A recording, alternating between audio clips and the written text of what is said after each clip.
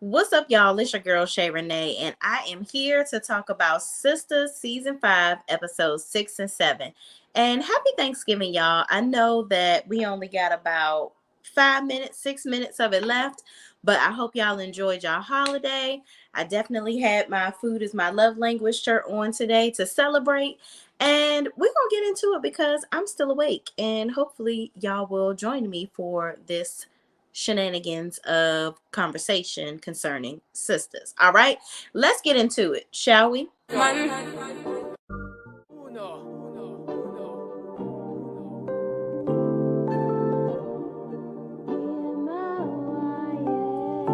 ball in a life, man. Go on with it, go on with it. Do us. So we are coming here with a force. Yeah. Blessing the reap and we coursing on. All right, y'all. So we're just gonna have a good little conversation about sisters, okay? Let me start off by saying, while I was excited to see Eva on Sisters, I have some opinions about Eva being on Sisters, okay? Episode 6 kind of irritated me. I'm not going to lie to y'all. It really pissed me off because I feel like Eva is such a good actress. I could see where Tyler Perry was doing that whole I'm not giving y'all lines. I just want you to just kind of play the scene out. Here's the scenario. You guys just have a conversation. You can't do stuff like that on a syndicated television show. Like when you're doing TV, this is not a play. So I hate when he treats his TV shows like a play. Like I can literally tell when they're sitting there trying to figure out what to say to each other. Like they're just trying to have a random conversation. And it takes up so much time where we could be really talking about something else. Like we really could be moving on to things that we could really be finding things out about. Like where's Maurice? I know Sabrina is taping the Christmas movie, but when are we going to get her back on screen? How are we going to get Q out of this apartment? What happened to the African guy? Uh-huh. Where is all this? What's the goings on? What's happening with Robin? What's going on with Gary? What are they going to do? What's the diabolical plan? Like all these different things that could be getting solved. Who's Karen's baby daddy? Like we got to figure all this stuff out. And I feel like these types of scenes that we're getting ready to talk about, which was in episode 6, where Madam Angela and Fatima are all sitting down, and so is Andy. They're all in Fatima's living room where her and Zach live together in their house. And Madam points out, they start talking about Angela's outfit being cute, and they talk about her owning, Madam owning Club Eden and how it's been stressing her out. And Andy and all the ladies were just there, and Andy talks about how all her and her friends were just there and they had a good time. So the ladies sit down, Madam gets to the point and asks why did Fatima call her over there and ask what does she want? Which, here's where I like Madam being on the show, because Eva has this way of making sure that we can move along. Like, let's get the scene going. Like, everybody else is not, even though I don't know how experienced of an actress Eva really is, but she seems so well versed and so experienced that she doesn't know how to handle like dead air. You know what I mean? In these situations where you're supposed to be acting. So she's like, let's get to the point. Because I can tell that she's used to lines. Okay.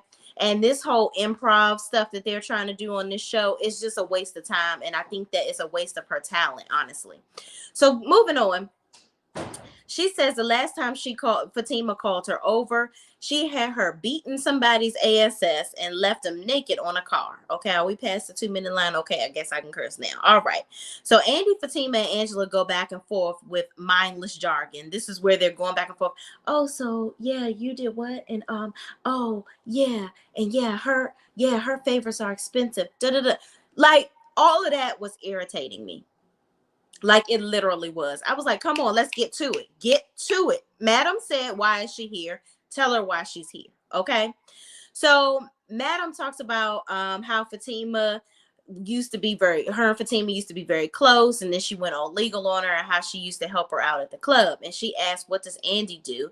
And she says she's a lawyer, but once she realizes Andy is a divorce attorney, she says she can't really do anything with that. Okay. So in the next scene, Zach, Karen, and wait a minute. So wait a minute. Madam asked what's up with Fatima. Says she wants her to meet Zach. Okay, let's go back.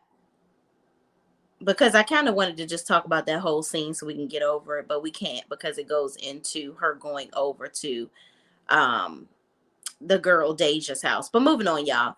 So in the next scene, Zach, Karen, and Aaron and her mom are sitting at dinner, and Zach wants to get to the point of why they're there, and everyone is stalling. So basically, like, I didn't get the whole scene of Miss Lisa having them come in, and she's like, "Oh, let's have something to eat," and ma'am, what do you got? Why am I here? I don't want to be here in the first place. Okay. I'm just here so I don't get fined. What the fuck do you want, Miss Lisa? Like, this whole scene with Karen and this stupid ass letter, I just think it's so dumb. I think that Tyler Perry needs to start doing things that is realistic, because this right here is not realistic. Nobody's mother is going to tell them to write a letter to both of the dudes that she don't know who her baby daddy is, and have them come over and listen to how each of them makes her feel. This is not even soap opera land right here. This is just plain stupid. So I don't really understand what this was a whole waste of time. I would have rather this scene be Karen back at the hospital checking on her stress levels and getting a fucking ultrasound and getting a blood test. That's what I want her to do. All this ring around the rosy bullshit with these letters is stupid to me. It's a waste of our intelligence and our time because nobody is doing this shit. It's just not realistic. I'm just saying. So anyway, getting back to the dumb shit. Karen says she doesn't want to do the letters anymore. Aaron says he doesn't want to stress her out. So Lisa tells Zach to sit down because Zach is like, listen, this shit is dumb. I'm ready to go home, because he's ready to go. Karen says that, that's what he does. When you say something he don't like, here go Karen antagonizing Zach. Okay, this is what she's good at. So Lisa says she told Karen to write down her feelings and tell them how she feels. And she asked Aaron and Zach to sit down calmly and listen to what she has to say. So Karen addresses Aaron first. So I actually recorded it so that we can listen to it, okay? Because I want to address everything that she says, and I didn't want to type it all and write it down. So let's just play it. I'm going to come off camera so we can pay attention and listen.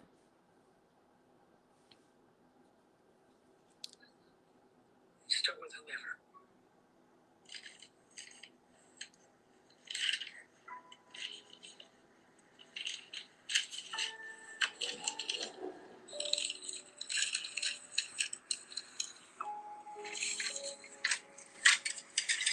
Aaron, you've come into my life at a really strange time. I was on the heels of a relationship with a man I thought I would be with for the rest of my life. Every day, I tried not to use you. But there were times when I felt like I was. I'm sure you felt it. For your ex-wife, how all this started, it was wrong. And I never trusted it. I always felt like karma was going to be bad for us because it was messy. And she thought we were doing something way before we were. We both know that.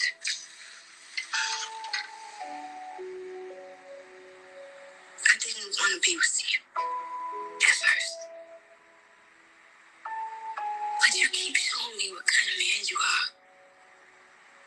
And I've waited and waited for you to switch up. But you stay consistent. Unlike Zach.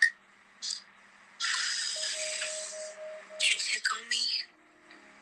You keep your word. Always put me first, no matter what's going on. You've even offered to pay for things. You treat me like I've always wanted to be treated. By Zach. It's almost like. Wait a minute, what is this? Come on, Zach. Please, sit down. This is not a request. Sit.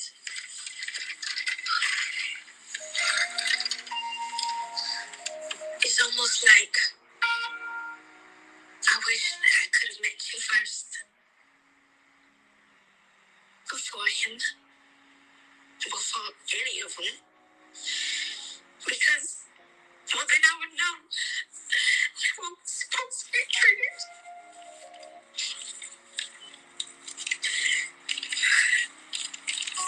It's like if I had. Forget it. Zach, please. I know it's tough. But please.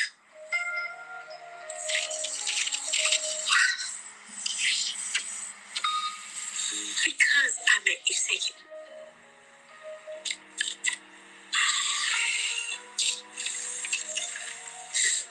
You know, you have to deal with a woman who's endured all the line and cheated. Because when I fell in love with a damn fool, I just didn't have anything left for you. Because of all the damage that's been done, I don't know how to show you how I feel. I don't know if I'll ever be the woman that you deserve. I don't know what kind of woman I am after my last relationship. I don't.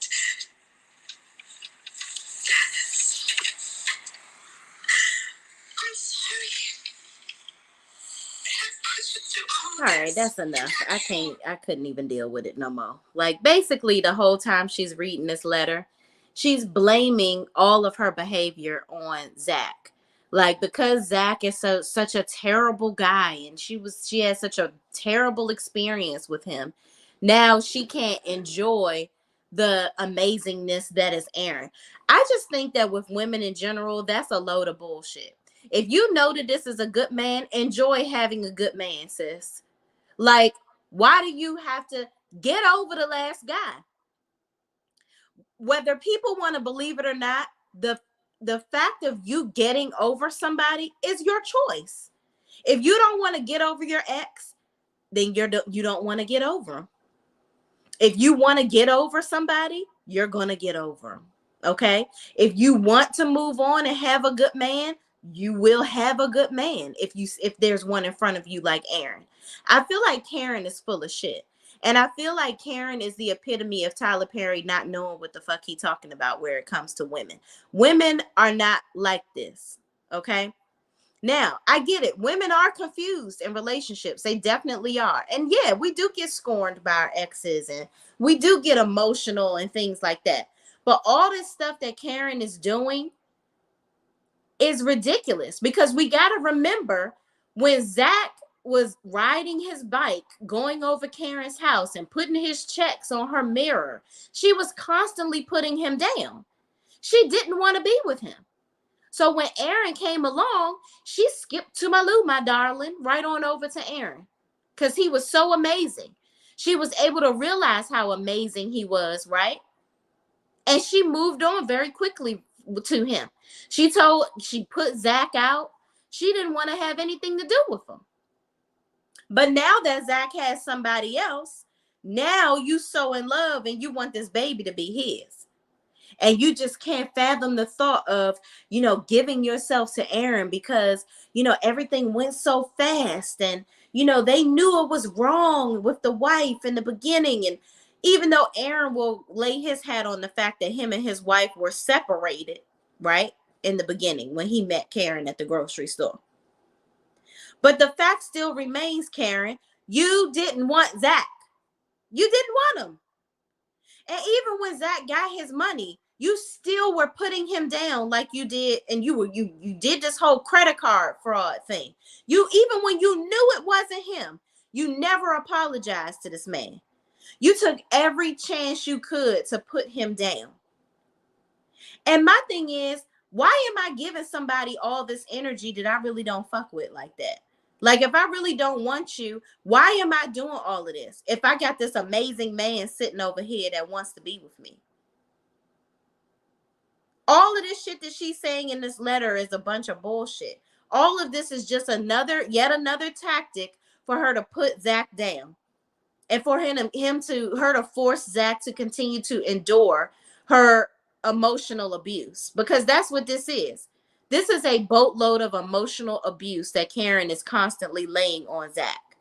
And we're going to learn in episode 7 that this is something that is a reoccurrence from his mother on down. And apparently him seeing that in Karen, he's seen it before in his mother, the emotional abuse. So my thing is, with Karen's mother, Lisa, being as strong as she is and very dominant in relationships with men, but nurturing at the same time, I don't understand maybe the lack of, where is Karen's father?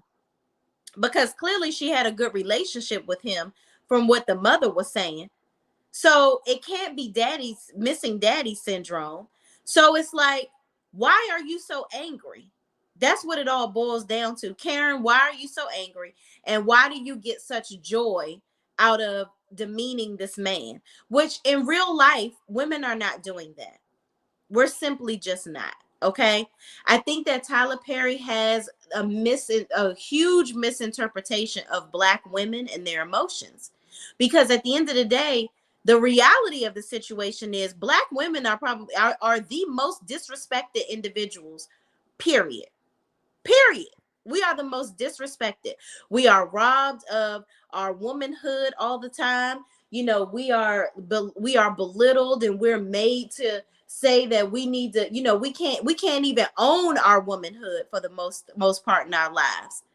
You want to dress up, wear some boobs, wear a good wig and a good pump, and get your butt done. Whether you were born that way or not, you a woman, and we have to go ahead and make everybody else feel good about themselves and not feel diminished on our own. We have to hold our men up all the time and still work and take care of the kids and do everything and wear a smile on our face and not look too angry, because we don't want to be the angry Black woman. Okay? All of these things that we have to endure in life. But nobody wants to see the full picture. Being a woman is hard. It really is. We have periods. We have childbirth. We go through menopause. There are so many things starting from birth that breast, heels, makeup, and booty and wigs does not give the full picture to. Okay? Men going to work and coming home and expecting us to do everything is not the full picture of what we do. People see what they want to see in most situations. All right. And I feel like with Tyler Perry, you have to understand women as a whole before you can try to create these sisters that's supposed to display who we really are in relationships and in life and in the workplace. Because Karen is not it. She's simply not it. Okay?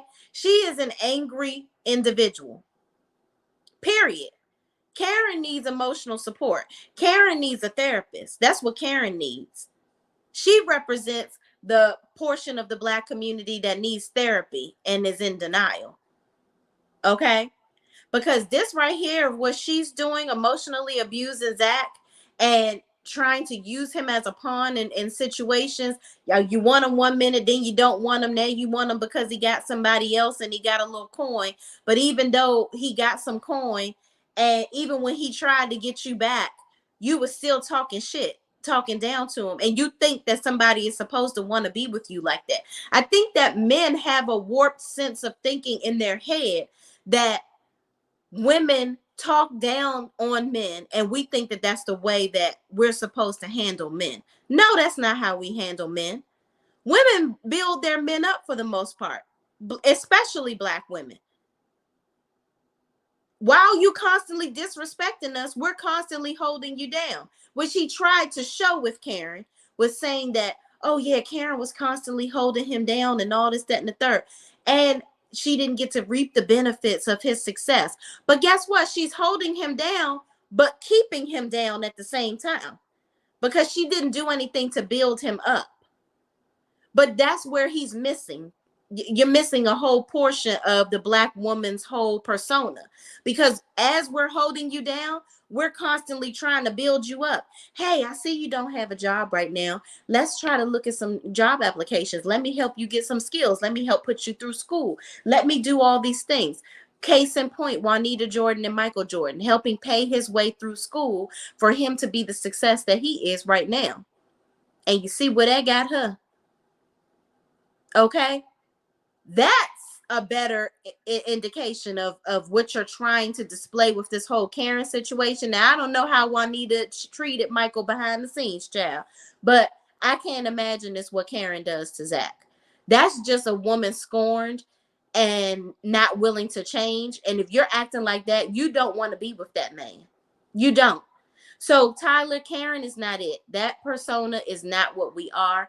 And if that's what you want to create the design of the Black woman around that has had a bad relationship, you need to go back to the drawing board. And I encourage you to get some Black women in the writing room with you, because we can better give you an indication of how we will handle situations. Because what she's doing right here and this whole Lisa having her write a letter and bullshit, that's not real. Art imitates life, right? And this right here is not realistic. Okay. So moving on. After Karen reads her letter, Aaron says he's sorry that she feels that way, and she was actually that person for him, because in the end she was saying that, Zach is Aaron is the person that came into her life, and hopefully he was to help her get over a bad situation, and he was and show her what love is, but she's still in love with Zach. And Aaron says, basically she was that person for him. She came into his life and, showed him what it really means to love somebody, and this, that, and the third. So Lisa gives some speech about circuit breakers and love light switches, whatever, some bullshit. And Aaron goes on about him still going, he's still going to try and be there for her. Now, here's my thing. Aaron is not a realistic man either. Okay, so I would encourage Tyler Perry to get some men in there that are not confused about their sexuality in the writing room, because I'm feeling a little bit of that with Tyler Perry through some of these characters that he's writing in consistently in some of his shows, right?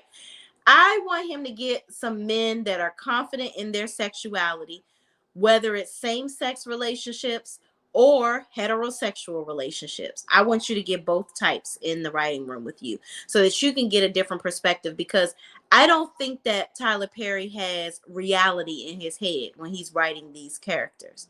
So what I'm getting at with Aaron is there are no Aarons don't exist where you're going to continue to take punishment from a woman over and over and over and over again, like he does, where she's constantly telling you in so many words that I'm in love with somebody else and I don't really want to be with you, type of stuff. No man is going to keep going through that with a woman, because men feel like they have a plethora of options. So if you bitch are not trying to comply, then I'm gonna go ahead and let it fly. I'm gonna go and fly, use my wings and fly on to the next chick. That's what men do. And men are never going to compete with another man like this. Okay? They'll compete slightly in the manner in which, oh, you got a man? Okay, yeah, I'll sleep with you, because then I ain't got to be with you 100% of the time. So, yeah, I'll sleep with you. But the minute you want to break up with him and think that I'm going to be with you full time, then we got a problem. That's where men are competing. Like, I'm going to compete for your time when you got somebody, but I don't really want you for real. That's more of a realistic experience. Like, errands don't exist where you're just going to be a glutton for punishment and let a woman treat you like trash, like Aaron has let Karen do, because he just sees such amazingness in her. And it's like Karen is constantly pushing Aaron's buttons on purpose to see if he's going to remain loyal. And that's stupid too. Yeah, I get it. Women do little, and I will confirm with that. Women do little bullshit where they're like, let me see how he gonna react. Let me do this, which I think is stupid. Now it's reality, but I do think it's stupid. Women testing men all the time, which that's reality. They do that, but not in the way that Karen is doing Aaron, and not in the way that Aaron is actually accepting it, because that's just not real. Okay. So he just gonna keep on running after her child, and that's what it is. So moving on. Robin is in the office and Paris comes to get his trash and he asks him how he knows Andy. So Paris says he just knows she works there and she's a lawyer. So Robin asks if he has ever wanted to take Andy out. And Paris says no. He says, did somebody tell you something differently? And Robin says no. And Paris says, well, she's out of my league. She's a lawyer. So right there, Paris held Andy down. Okay. He's like, listen, I'm not about to kiss and tell, because if I do, then maybe I may not be able to get back up in that thing. And why is this man asking me all these questions in the first place? What's the goings on? Okay. So he didn't dime Andy out. And in this moment, Robin is feeling like a big dummy. Okay. So in the next scene, Danny is at the bar with the weirdo from the airport that was there with his ex-wife and carrying on, and they was taking a flight to go get their son, some bullshit. And anyway, here she go taking on another strag. So they have meaningless, awkward conversation at the bar, and basically she's giving broke bitch mentality where she has this man coming out with her so that he can pay for her drinks and her food. And I'm just like, ladies, come on now, get your money up. Now, Danny is what women really do. Some women really do. You hungry, so you want to go on a random date with somebody knowing that you don't like them so that they can pay for your food. Girl,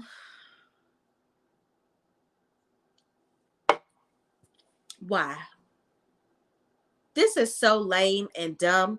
And Danny, it's like, girl, you've been working at this airport. You're a manager. You live in a studio apartment. What the fuck are you doing with your money, ma'am? Why are you always broke? I don't get it. Get your money up. Get a part-time job. I am not about to make it where I'm out here hanging out with dudes so that I can get a meal. I just think that is so lame and played out if women are doing that still. Like, girl, I would rather just go out with my homegirls and have a good time. Or just let your friends know, hey, sis, I want to have a good time, but I ain't got no money. Be honest with your friends and y'all pay for each other sometimes. I would much rather do that than to be hanging out with some nigga and entertaining him that I really ain't fooling with like that. I just think that is so stupid and lame if women are still doing that. But apparently Danny is subjecting herself to that with this weird ass guy. Okay, moving on. Oh, Miss B is in the building. What's up, Miss B? She says, hey, sis. Hey. What's going on? Thank you for hanging out with me tonight. Why are you still up, sis? I thought I was about to be on here by myself, but I am so thankful for the people that are in the chat right now. Thank you so much. Please like up the video so we can get in the algorithm and get some more people to join us and talk about this show. Okay. So moving on. So they're sitting at the bar. They have a meaningless conversation. She basically tells him she wants to drink and smoke and she wants him to pay for it. He tells her about himself and he being corny as fuck, lying about his age and telling her to take shit out of his pocket to feel his dick, I guess, and she ain't feel nothing. So that should have given her a clear indication that this was going to be a short night. She should not have took him back to her apartment the way she did in episode 7, but we're going to get into that later.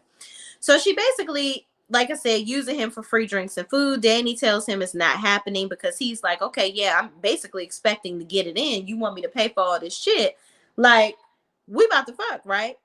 And my problem with that is the minute that he said that, it would have been a done deal for me. Even if you sitting there using him, okay?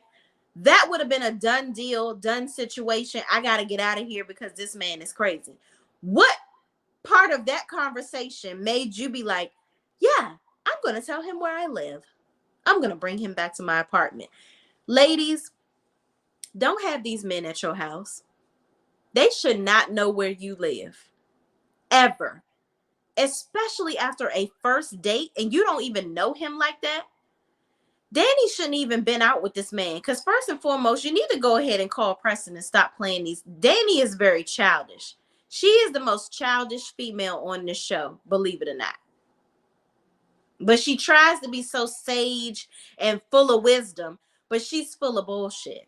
That's what Danny is. She's broke and childish and always got something to say. And none, it don't never make no damn sense. People always say, oh, well, Danny's going to say, I'm not going to tell you what you want to hear. And Danny's going to tell you the truth. Well, Danny need to listen to the truth because Danny is full of shit. Uh-huh. That's what Danny is. All right. So then Danny says, well, that's not happening. And he says, let's see how the night goes and orders some more shots, basically to indicate I'm going to get you drunk so that we can go. Let me stop you right here, sir. That sounds like date rape. That's what that sound like. So that she laughing it up and yucking it up with this man and, still sitting there. I would have been the hit the bricks. Okay. So moving on. Miss B says, working on my best friend memorial video. Oh, she passed away last week. This is a much needed distraction. Oh my God. I am so sorry to hear that, Miss B. My prayers and my condolences to you and your family and your friend. Like, oh my God.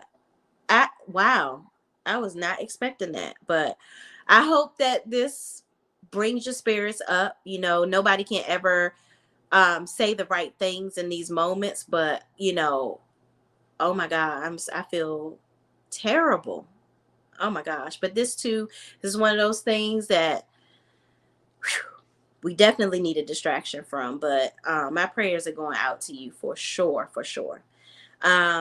But y'all, let's make this, let's liven this chat up. Let's light it up. Let's talk about these things because we got to bring some good spirits in for my sis, Miss B. All right, y'all. So in the next scene, we get to Madam. All right. And if you were on here earlier, I was talking about Madam, which is Eva from All the Queen's Men. And I'm going to rant about All the Queen's Men for a little bit, for just a little second. Okay. All the Queen's Men is written by Christian Keys. Okay. Christian Keys. I was watching and I was looking at a couple of things on Twitter. I saw where people were saying that Christian Keys is the writer and Tyler Perry was the director. I could tell that Tyler Perry wrote season 2 right away with some of the corny ass scenes that Tyler Perry had. Like he does this. It was given very Tyler Perry vibes when Tyler Perry had some episode where Tommy was baking cookies and all this stuff. Random dead air scenes taking too long to get to the point in the show. Listen, y'all, I know Christian Keys, you probably will never see my video, but if you do, sir, I'll tell you something right now. Do not let Tyler Perry write any more of your show. Okay? You are the creator. You did an amazing job season 1. Don't let Tyler Perry fuck your show up, sir. All the Queen's Men was perfectly fine without Tyler Perry sticking his tooth in it. Okay, don't let him sink his teeth into your production. Let him produce or whatever like he did for season 1. Season 1 was amazing. Season 2 was blah. It was blah. It was still good, but it was blah. It was definitely not as good as season 1. It wasn't a cohesive storyline. Like, I feel like we should have used season 2 to get more into everybody's life. Kind of like P-Valley, where we got to know every single character individually. That could have been something that was explored in season 2 of All the Queen's Men. So I'm saying all this to say, bringing it full circle for Madam's character on Sistas, the way that she was sitting down talking with Fatima and Angela and all of them, it made Madam seem like a girl's girl, which she's not. That's not her character. So you wrote her out of character on Sistas. Now, I get it. Fatima is her cousin, and Madam is all about family. She is. She really is.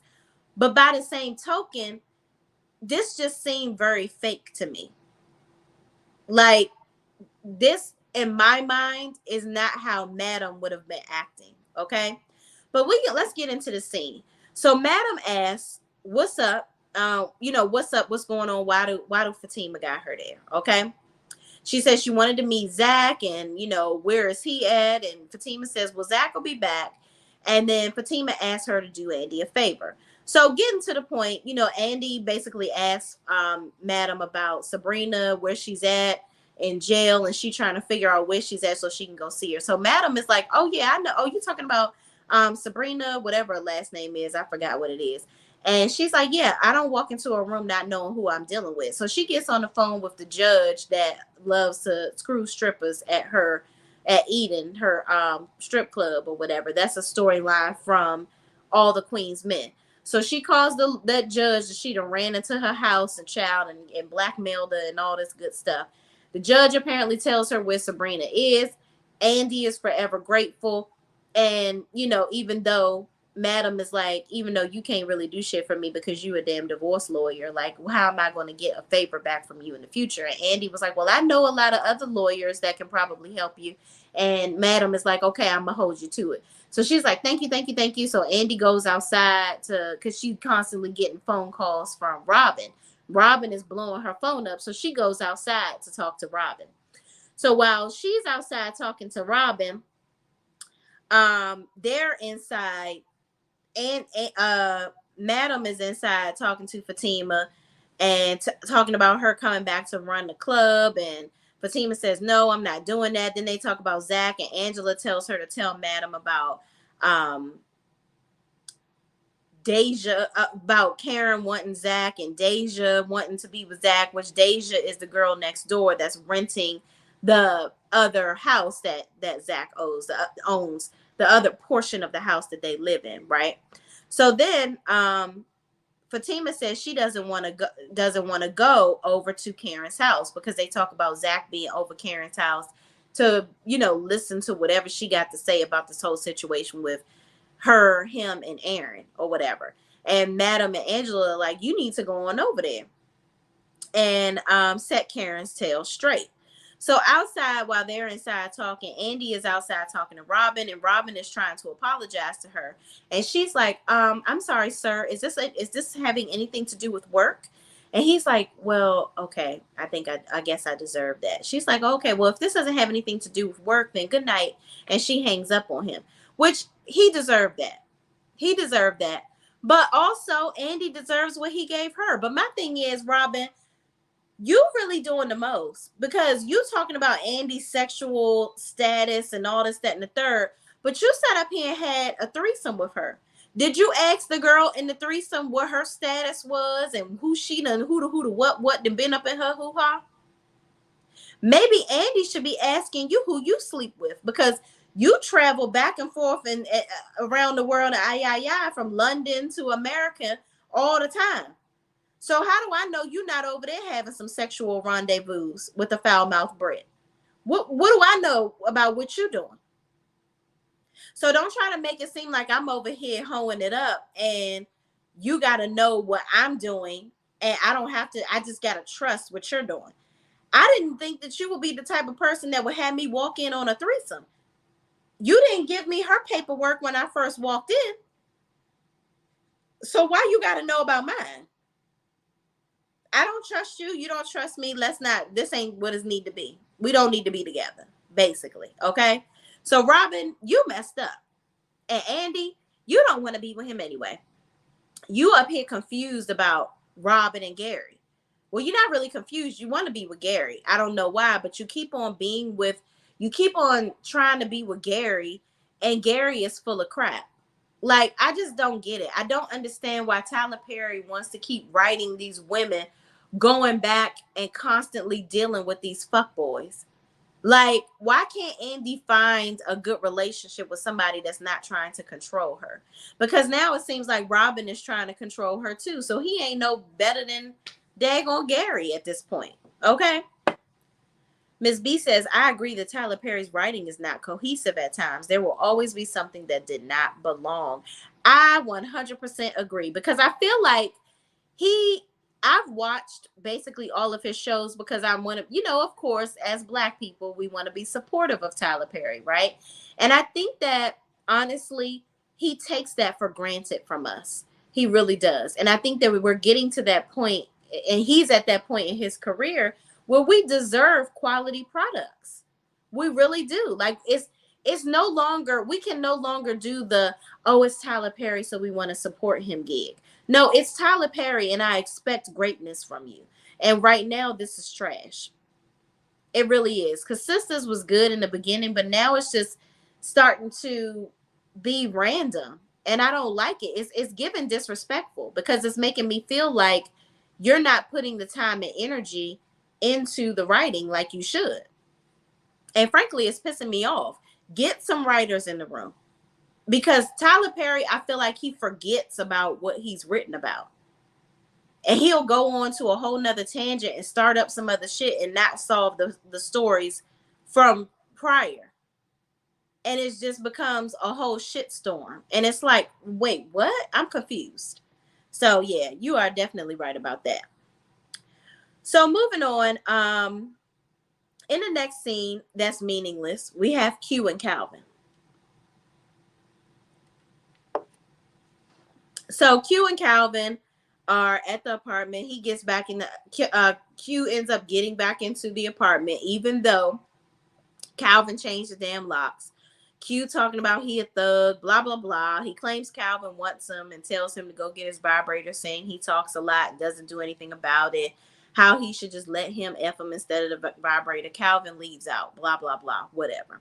Moving on, because I feel like right now Calvin and Q are pointless to me. It's pointless. It really is. Hold on, y'all. I need to charge my phone. Telling my husband to bring it up here.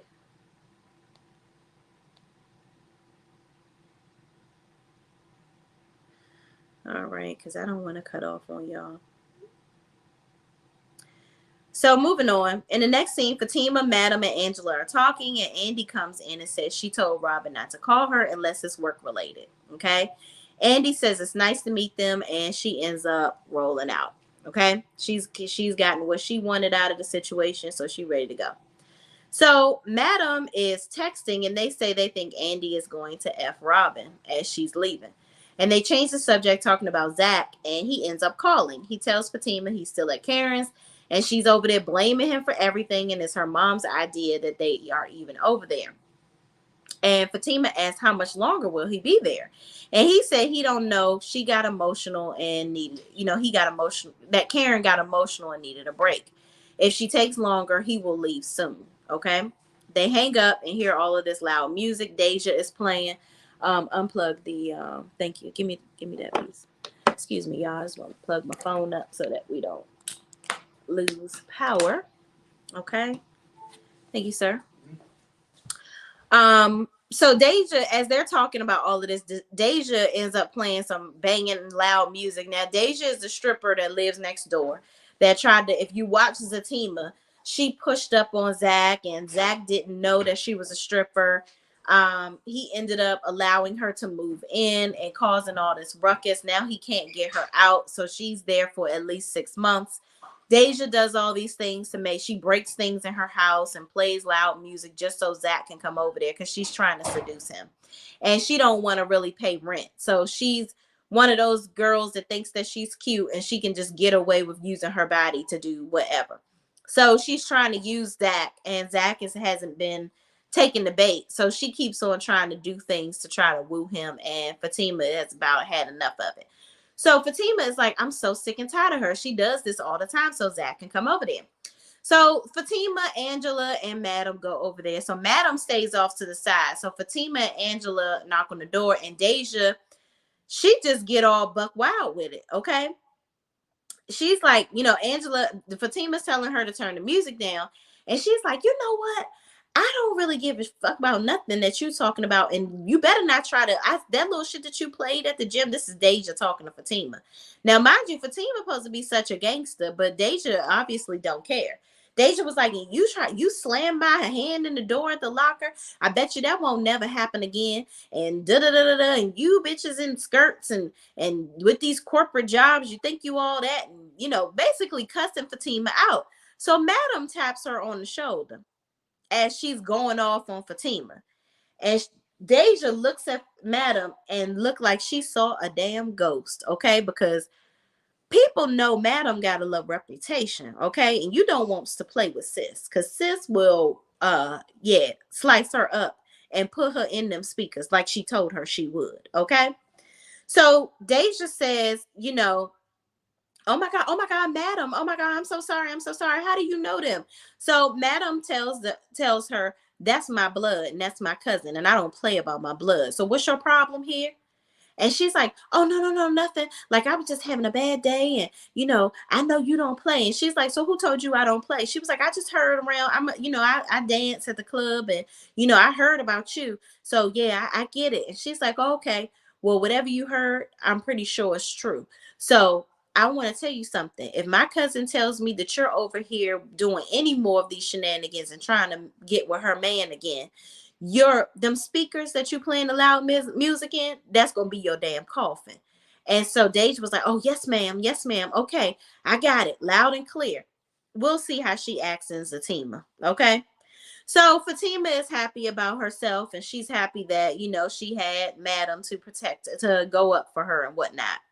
So moving on, in the next scene, this is where Danny brings the weirdo back to her house, the dude that she went to the bar with. Okay. So I'm just like, Danny, why is this man in your house already? Like, why do you keep letting these niggas know where you live? This is absolutely ridiculous. So anyway, they get back to the house. He's trying to put the moves on her. She's acting like she don't want to do it. One thing leads to another, and she is sitting there, and he begins to kiss her, and he moves on her, and he comes all over himself without them doing anything. Like, he comes in his pants, which is absolutely juvenile. I'm like, how old are you, sir? 12? Did you just hit puberty? So then he's like, no, let me try again. So then Danny gets a phone call from Andy and whatnot. So Andy is telling her that they're going to meet in the morning. She found a way to go and see Sabrina. So, Danny is all for it. Then she tells Andy that she has company. One thing leads to another. They're sitting there talking about a bunch of BS or whatever. He's being corny. And then they end up kissing and whatnot and making out and blah, blah, blah. Moving on. Okay. Andy gets a voicemail from Paris, and he tells her to give him a call. So she calls him back, and they talk about Robin. He's basically like, I don't know what's going on with this guy, but he was asking me all these questions about you, but I didn't tell him anything, but I just thought that you should know or whatever. But I didn't like how Andy was kind of giving Paris the cold shoulder. I'm like, Paris really looked out for you, and you over here acting like you too good to take this phone call from sir.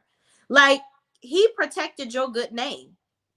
He could have easily dimed you out and said, yeah, I tore that thing up 2 times, actually, at my mama's house and at her crib. Okay. I did all that. I gave her the back shots. You know it. You probably do know. That's why you asking me. Yeah, I did all that. So you need your trash taken out? What you need? You need me to wipe your chair down? What's going on? Why you ask? Like, he could have did all of that, but he didn't do that. So I feel like Andy is just being extra bougie and stank to him, and it really wasn't needed. But Paris was just calling her all like, he was too excited. Like, you just call her and tell her what you need to tell her, sir, and just move on about your business, okay? And that's that on that. In the next scene, Karen comes out of her room from her needing to take a break after doing the errand letter. And her mom asks if she's ready to continue, and Karen says yes, and she's ready to read her letter to Zach. And as she begins to read, there's a knock at the door, okay? And Fatima is standing at the door. So this is the beginning of episode 7 that's going to start. So episode 7, entitled Ego Trip, is what we're going to get into next. But before we do that, let's go ahead and yeah. Work. To me, I can work. See me do me dirt. So me for that work. When you walk a line. In the girls and her, drive me a dessert.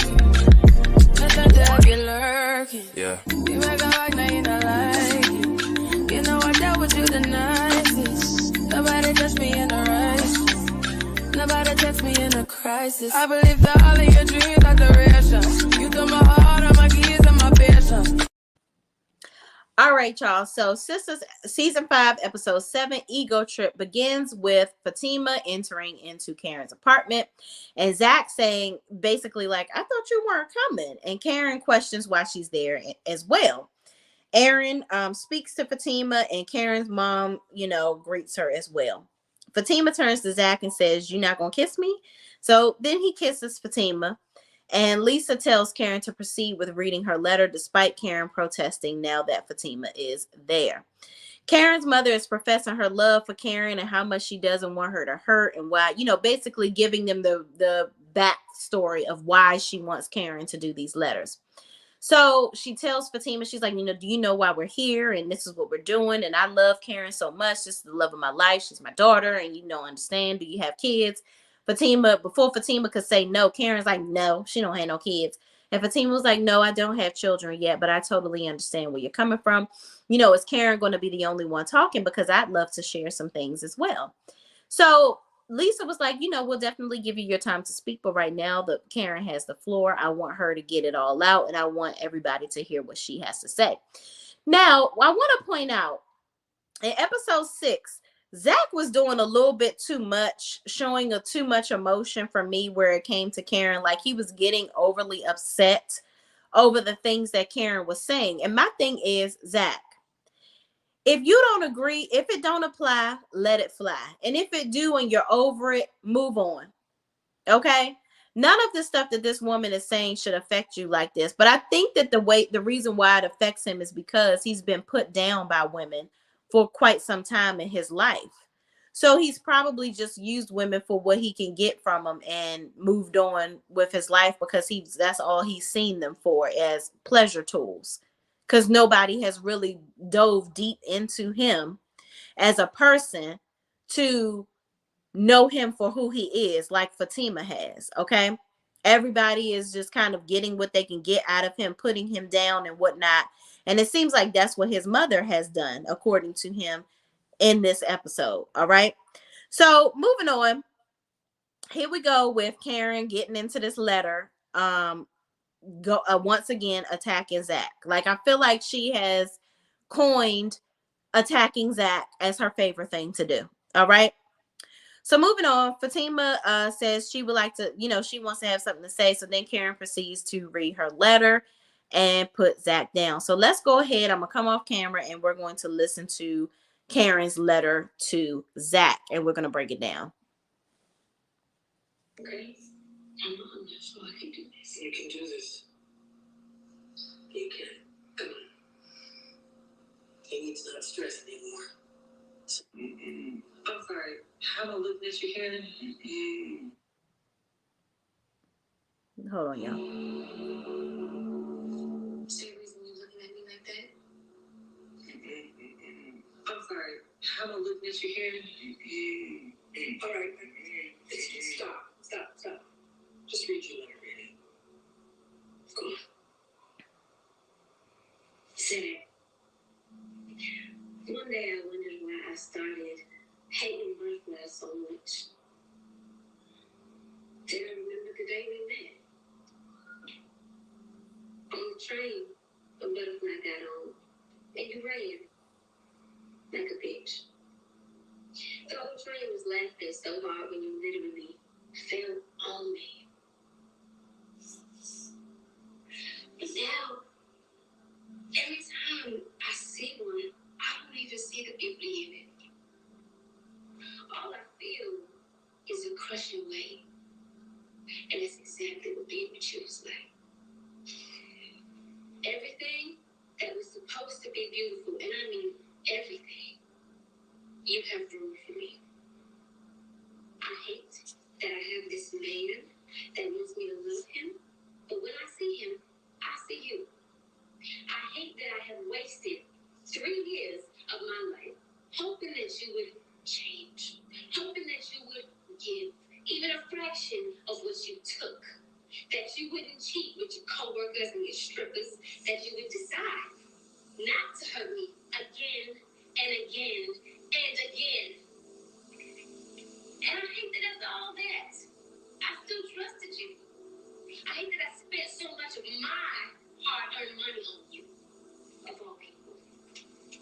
kept saying to myself, just hold him down. He's gonna get better. He's gonna do better by you. But you never did. You know why? Because you never wanted to. That's why you never got better. Yo, this ain't fair, yo. Zach, no, it's not. Hey, just let her finish. What am I doing? Like, why am I here?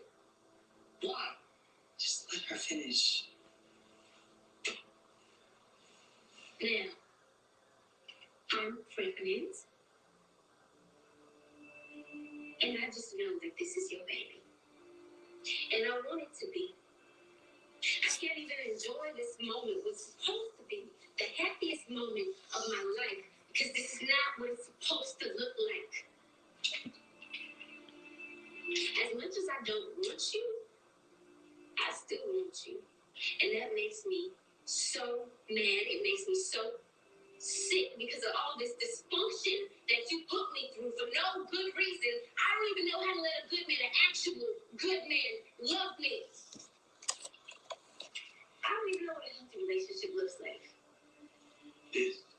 See, this is why I didn't want to do this. I understand. Exactly why I don't want to understand. Come on. Zach, come on. Zach, what? Don't do that. What am I doing? Then why am I here? Like, why do I gotta do this? Just listen. I'm listening. She bashing the shit out of me. Told me all the bad times. Didn't mention none of the good times. Or the fact that I did try to give her some money. Or the fact that I hated that I couldn't provide. And I even told her that. Or the fact that I gave her $75,000. No, my whole life is good like this with women. Every single one, from my mother to every girl after that, and just like his. Look at me.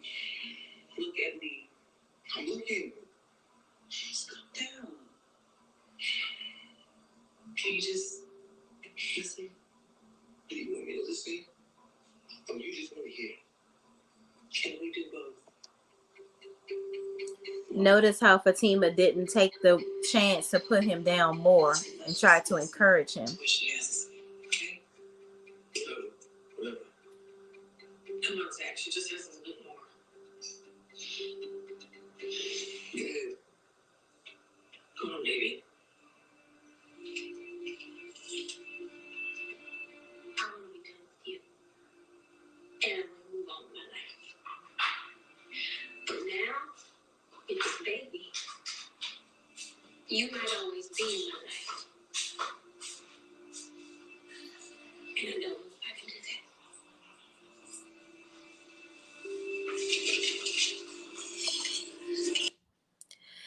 And that is that for the letter. Okay. So here's my take on the letter. All right. I think Karen is full of crap. One minute you say that you are glad that it's his baby. And then at the end, you're saying that you don't know. You're pissed that it possibly could be his kid. You don't know what you want. You just want him because you can't have him. That's what it's all about. You see that he's in a healthy relationship with Fatima. I love how Fatima didn't get in her feelings and take the opportunity to bash him the way that Karen was doing. She already could see that clearly Karen is emotionally unstable and she's taking all of this negative energy out on Zach. And she's constantly taking any way she can to bash him. Now, with Zach giving her $75,000 back, she keeps wanting to talk about all the money that she's given him. You know, I want her to talk about her lying about him stealing her credit card and even thinking that he would do something like that. Why would you want to be with somebody that would do something like that? Why would you want to be with somebody that would do any of the things that you are saying that Zach is doing, and you just can't stop loving him? That is toxicity at its finest. Like, it's unbelievable how much she takes. It's like she takes joy. She gets an adrenaline rush and just a surge of energy when she's sitting there bashing Zach. And that's sick to me. That's very sick. And I don't, it's very toxic. And I don't want to see that in a character. It's like Karen is giving me the negative energy from the crazy character on the haves and the have-nots. It's like I feel like Tyler Perry continues to recreate all of his characters on different shows. We got a comment from Miss B. Miss B says Oprah told him recently he needs to spread out the work. Hopefully he listens. You can't do everything, child. I agree. And I think that that's probably why he doesn't have his shows on the own network anymore because when Oprah had, and this is alleged, this is just my opinion. I feel like when Oprah had all of his shows on her network, when she had prime shares in the network, which right now she really has a minimal, even though it's her name on the network per se, she has like minimal shares in the company now. I feel like, she probably saw where his creativity was starting to lack with a lot of the shows. And that's why he's kind of migrated over to BET. And there aren't really many of his shows left on the OWN network now. I think The Haves and the Have-Nots was the last one, and that show is now canceled. It's done. So it's just like he's got to start doing things differently because pride comes before the fall. And you cannot, one thing that industry wide people say about Tyler Perry is that he doesn't take criticism well. And that's not good. You have to be able to take criticism to be in this sector. Like, you're not perfect, and you got to know what the people want in order to be able to give people products that they really are going to enjoy and continue to want to watch. Not just because of loyalty. You want people to get good products. So you have to listen to what people have to say. And I think that he needs to break out of that. Okay. So good point, Miss B. So, continuing on in this scene, Zach wants to leave because he's just tired of Karen bashing him and putting him down. Like he said in the recording, he's constantly getting this type of negative energy from his mother on down from women. And now I can see why he finds home and love and positive energy in Fatima. And he wants to build her up, and because she continues to build him up. It's an equal level of positivity with both of them. And that's why he wants to nurture that relationship, because they build each other up, versus Karen takes every opportunity that she can to tear him down. And he sees it and he doesn't like it. So why would he want to go back to somebody like that? So Karen telling him that she wants him and all this, that, and the third, what makes you think that he would want you? From all the stuff that you continue to do and how you continue to treat him and talk to him. It make sense. It doesn't. Okay. So Zach is very adamant about leaving, and he's visibly frustrated. Aaron speaks up and says, despite it all, he still loves Karen and he wants to be there for her, and thanks her for saying all that, and says it must have taken a lot of courage to do this, blah, blah, blah. Aaron just seems to be too good to be true to me. He does. And Karen and her mother actually talk about that in a later scene. I feel like Aaron, what's your goal? What do you know about Karen that's making you push forward with wanting to be with her? Like, it can't be that you love her that much. You don't even know enough about her, and she's actually treated you like crap. So why Karen? Why are you so pressed to be with her? Why is it that after all the things that she's doing to you, you continue to endure her bullshit and her torture? It doesn't make sense to me. Ms. B says, like the video, y'all. It helps. Thanks. Yes, please, please, please, please. Like the video. It helps me to get into the algorithm, helps to get more people on here with us. It's a free way to help me. So let's just keep it going. Like the video, y'all, so we can keep going. Okay. All right. Thank you so much, Ms. B. Always got my back. Always got my back. So Zach, again, he's visibly frustrated. He starts to antagonize Aaron after Aaron obviously constantly tries to give Karen all of these accolades and kudos that she don't deserve. And then Zach is like, and why are you over here being so pressed for her? She wants me more first, by the way. And didn't your wife off herself in front of her? Like, what is your problem? Why are you so pressed? And so everybody says, Zach, now come on, you ain't had to say all that now. That's just a little team too damn much. So then Fatima speaks up. And she says, well, I do have something to say before we leave, Zach. So hold on. I want to say what I got to say. So Fatima basically says, listen, I've told you, Karen, that if this is Zach's baby, I will never hurt your child. I will never do anything to hurt this baby. And I will be there for this baby because me and Zach we are going to be together and I'm not going anywhere. But I also want to address the disrespect. I ain't gonna be too much more of these bitches that you keep calling me, and you also not gonna keep on popping up at our house because that's not gonna work for me. Because I understand that you still love Zach, but it's over, sis. Okay, with this right here, we together, not together apart. Okay, we are together, and I need for you to understand that. Put some respect on Zatima, okay, because that's who we are. You are not a part of the algorithm. Once we find out who this baby belongs to, that's cool. It'll be us plus one, the baby, not you. Okay, and I need you to get that through your head. And so her mother is looking surprised. Karen's mother is looking surprised, like, oh my gosh, are you calling her bitches and popping up at his house? Like, what is happening? If you're doing that, you need to apologize. And Karen is like, I'm not apologizing to her. And this is what I'm talking about, Mom. You don't know the whole story. And da da da da.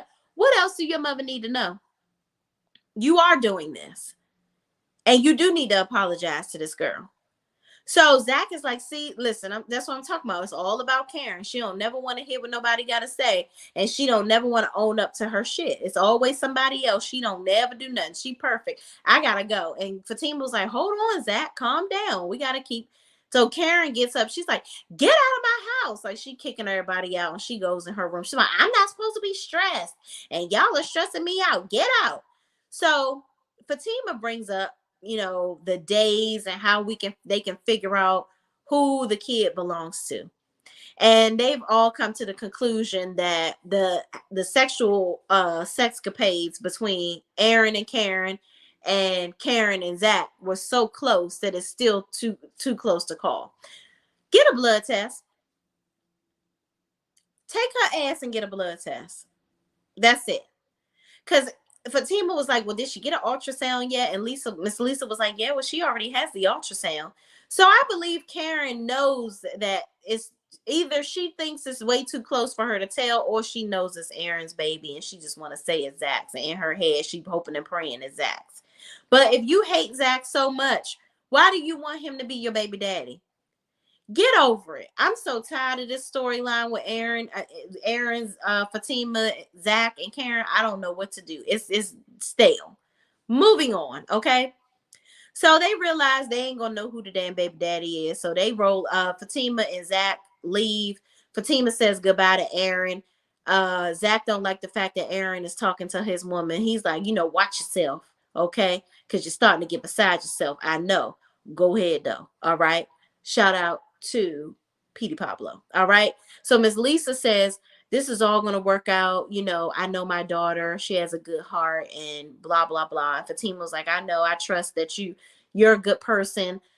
Anyway, long drawn out scene that didn't need to happen at the end. Just get on out the apartment. So moving on. So, Hayden and Gary are at the bar having drinks, and Gary says that basically he's telling Hayden, we need to not underestimate Robin with this whole us trying to take over his law firm thing. This guy is highly accredited.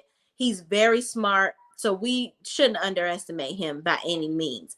Hayden's like, well, we're smart too. And Gary's like, well, I mean, I know I'm smart, but you on the other hand. And Hayden was like, what you trying to say? He's like, listen, I know we both are smart, but I'm just saying we can't underestimate this guy. So Hayden continues to go on and on and on about how they gonna get Robin, and Gary being realistic. Then he says, well, how do I know I can trust you? Because you can't even see the forest for the trees where it comes to Andy. She's just trying to play you so that you don't sue her. And Gary's like, that's not true. She loves me. She wants to be with me. And they make this little stupid bet about who can get more shares. If Andy lets Gary come over, then that means Gary is right and she not using him. And if she don't let him come over, then Hayden is right and she using him. Moral of the story is he calls Andy and she lets him come over. Period. Okay, so Hayden lost. Bye-bye, Hayden. Moving on. Next unworthy scene that was a waste of time. Q is still at the apartment. Now he got people over and he in here doing coke. Here's my thing. You have a house arrest monitor on. You have to take a drug test. You're doing coke. Okay. What would be the benefit? This is where I'm talking about the storylines don't make any sense. What is the benefit of the police department making Sabrina and Maurice take the fall for this?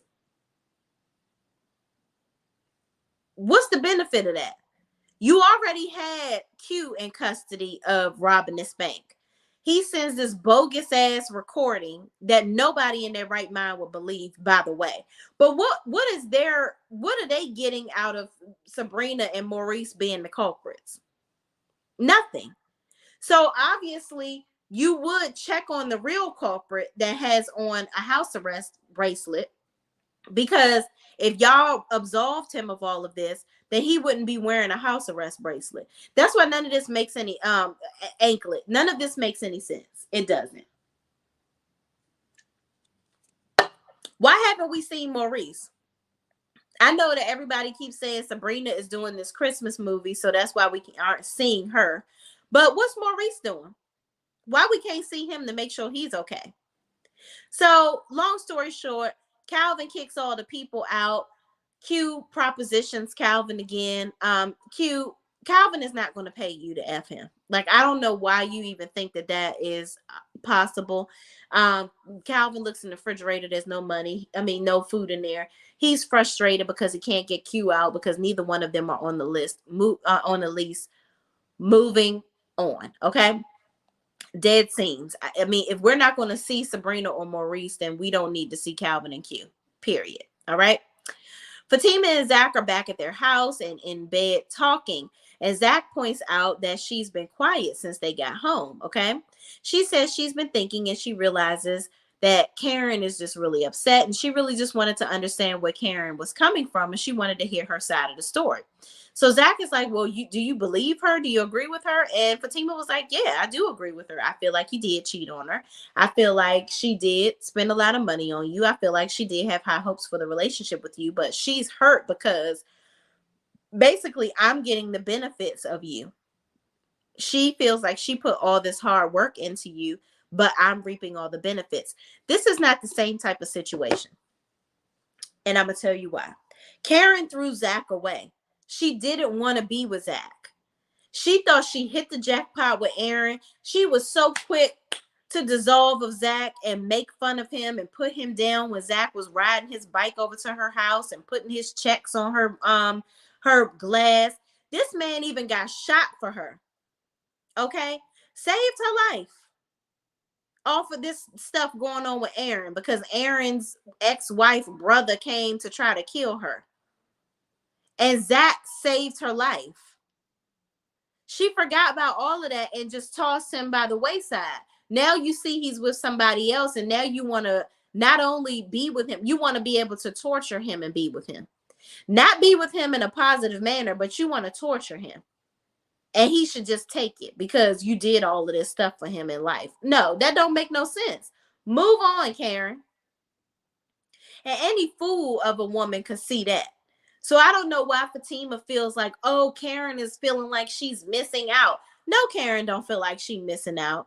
Karen needs therapy. That's what Karen needs. This is not giving a woman scorned or a woman that wants to be with a man and she's unhappy that she can't have him, but he done got on the come up. No, she could have had him. She could have. But she decides to continue to, every time they have an interaction, it's negative with her. This whole let's cuss each other out and go fuck stuff is not real. That's not reality all the time. This is why did I get married, Angela and Marcus. That's what Tyler Perry is trying to recreate with Karen and Zach. And it's not working. I told you, Tyler Perry keep on recreating the same characters over and over again, and it just doesn't make any sense. But moving on, Fatima feels like she done got it all pegged, but he's like, well, you believe her? Do you think I'm a bad guy? So you trying to say I'm a bad guy too? And Fatima was like, no, I'm not saying that. I know that you're a good dude, and God wouldn't steer me wrong. I think you're a good guy. I just feel like she just can't let go. And it is what it is. But we are together because we're supposed to be.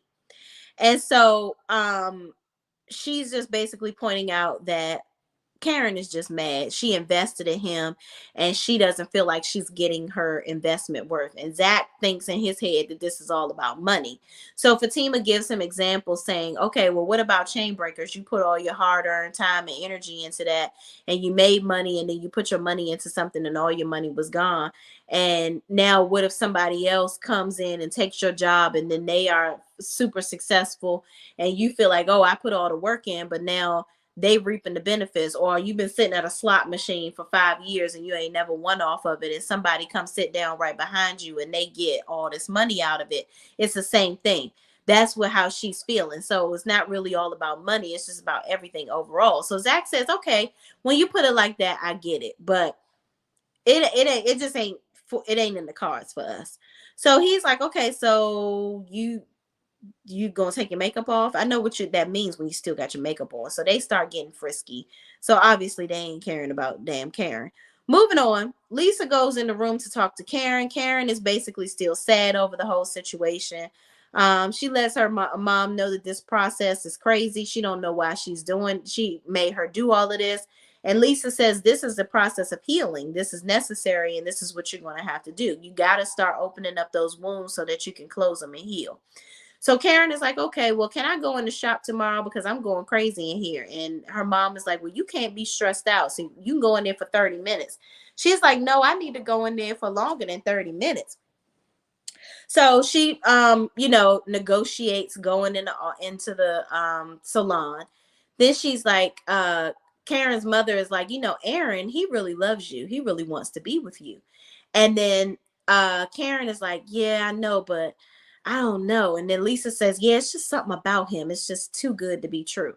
So I feel like Tyler Perry about to come out with some crazy shit with Aaron or whatever. And he about to be too good to be damn true because her and her mama agree. Okay.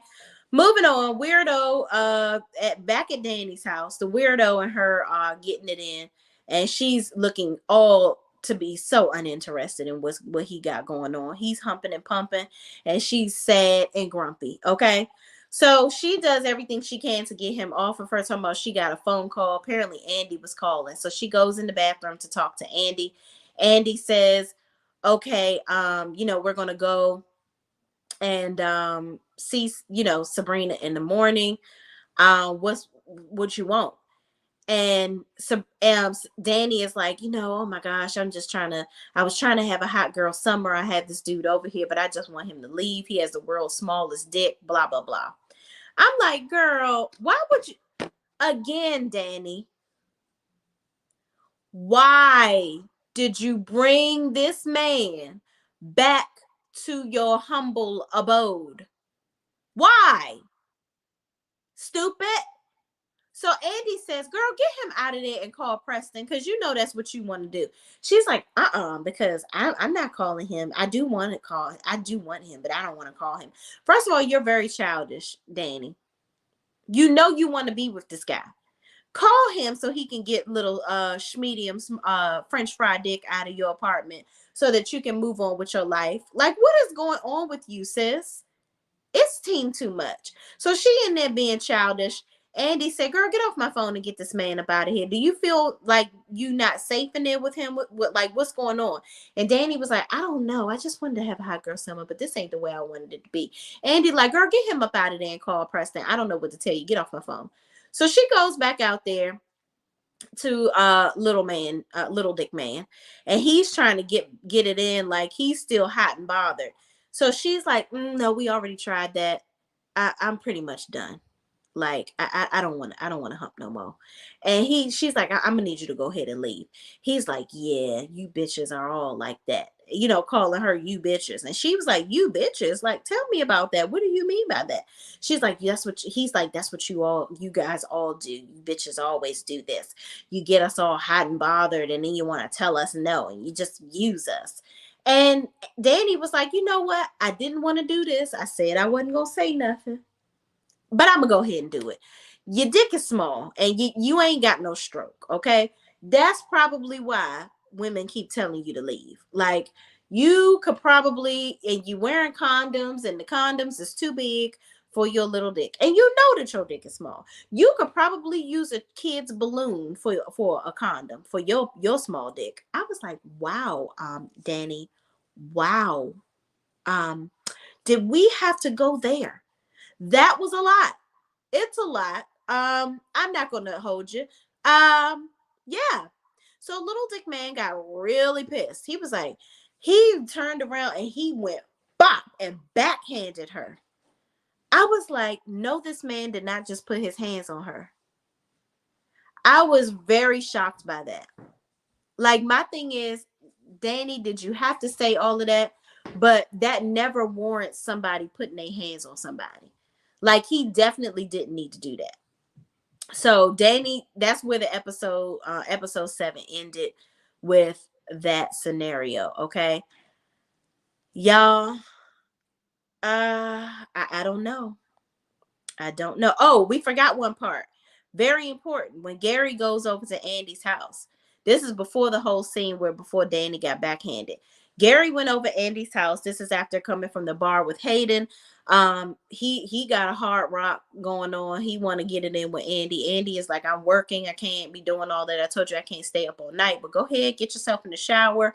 We gonna get it in, but we ain't about to be up all damn night, okay? But let me get my work done. So he leaves his jacket and goes in to get in the shower.